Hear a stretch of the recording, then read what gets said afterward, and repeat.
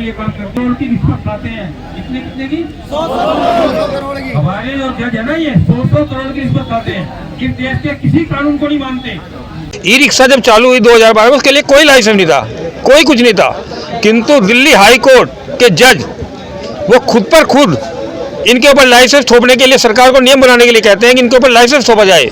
ये जितने भी सुप्रीम कोर्ट के जज हैं, हाई कोर्ट के जज हैं, जो अंग्रेजी में गिटपिट करते हैं, इस देश की भाषा को नहीं जानते, इस देश की भाषा को बोलने में शर्म करते हैं, मुझे इन पर शर्म आती है। ये सब इस देश को बिगाड़ने में, उजाड़ने में लगे हुए हैं। कभी कहते हैं कि मतलब एक एक करके सारे हिंदुस्तान के सारे कारोबारों को चौपट किया जा रहा है, मेहनत मजदूरी करने वालों को प्रताड़ित किया जा रहा है। अभी तक सपेरे नागपंचमी पर सपेरों का नाच दिखाते, सांप का नाच दिखाते थे, उन पर प्रतिबंध लगा दिया। जबकि जो नियम है, कानून है, उसमें पालतू पशुओं को जो भी दिखाने के लिए, कठपुतली की तरह दिखाने के लिए, नचाने के लिए सरकार की अनुमति है। इसके अलावा बंदरों के नाच पर रोक लगाई इन्होंने, बीज पर रोक लगाई, मतलब अभी छठ पूजा पर रोक लगा रहे हैं, अभी दिवाली के पटाखों पर रोक लगा रहे हैं। हिंदुस्तान के सारे कारोबार को चौपट करने में सर्वोच्च न्यायालय के जज, उच्च न्यायालय के जज ये काम कर रहे हैं। और मैं आज इस मंच से घोषणा करता हूं कि अगला घेराव हाई कोर्ट का, दिल्ली हाई कोर्ट का करो, जिसने ई रिक्शा के लिए लाइसेंस घोषित किया है। और उसके बाद सरकार को भी समाधान करना चाहिए, एलजी साहब को भी समाधान करना चाहिए।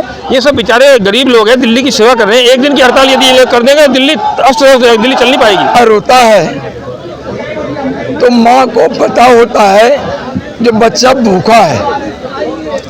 अगर बच्चा भूखा भी रहे और वो खेलते रहे तो माँ समझती है बच्चा खेल रहा है, भूखा नहीं है। ई रिक्शा वालों को जब प्रताड़ित किया गया है और जब ई रिक्शा वाले के ऊपर जेसीबी लगाकर ई रिक्शा वाला के सीने पर जेसीबी लगा दिया, बाल बच्चे के सीने पर जेसीबी लगा दिया, उस दिन मेरा कलेजा छलनी हो गया।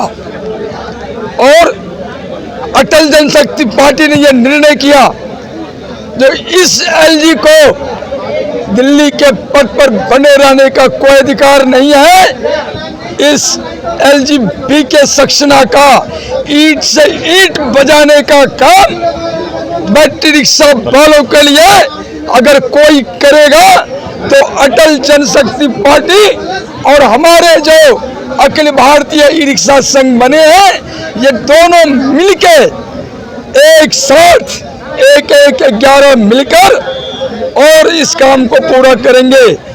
हम जंतर मंतर पर जो आदमी आए हैं, ये कोई लाया गया नहीं है बस का अरेंजमेंट करके या किसी चीज का अरेंजमेंट करके। ये खुद अपने साधन से पैदल चल के या बस से या मेट्रो से आए हुए हैं। इसका मतलब साफ संकेत है कि आने वाले कल में ई रिक्शा वाले पूरे दिल्ली का निर्णायक होगा। सरकार का निर्णय करने की क्षमता अगर किसी में है तो दिल्ली के ई रिक्शा वाले में है।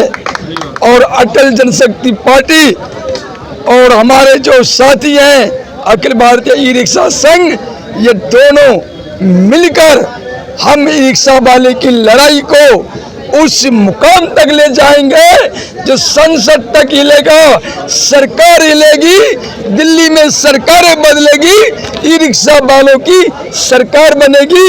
हमें इनसे मांगने की जरूरत भी नहीं होगा, हम अपना कानून खुद बना लेंगे विधानसभा में, अपनी सरकार बनाकर हम उस क्षमता में हैं। तरीके से सरकार ने ये तुगरी फरमान जारी किया है ई रिक्शाओं के खिलाफ, ये घोर निंदनीय है। दिल्ली सरकार एक तरफ तो महिलाओं की सुरक्षा की बात करती है और जो महिलाओं के लिए सबसे सुरक्षित साधन इस समय दिल्ली में मौजूद है और उसी का कुचलने का काम कर रही है। अगर दिल्ली में महिलाएं सुरक्षित कहीं आ जा सकती है, अपने घर के दरवाजे से लेकर मेट्रो के गेट तक, अपने घर के दरवाजे से लेकर स्कूल के गेट तक, तो वो केवल और केवल रिक्शा ही है।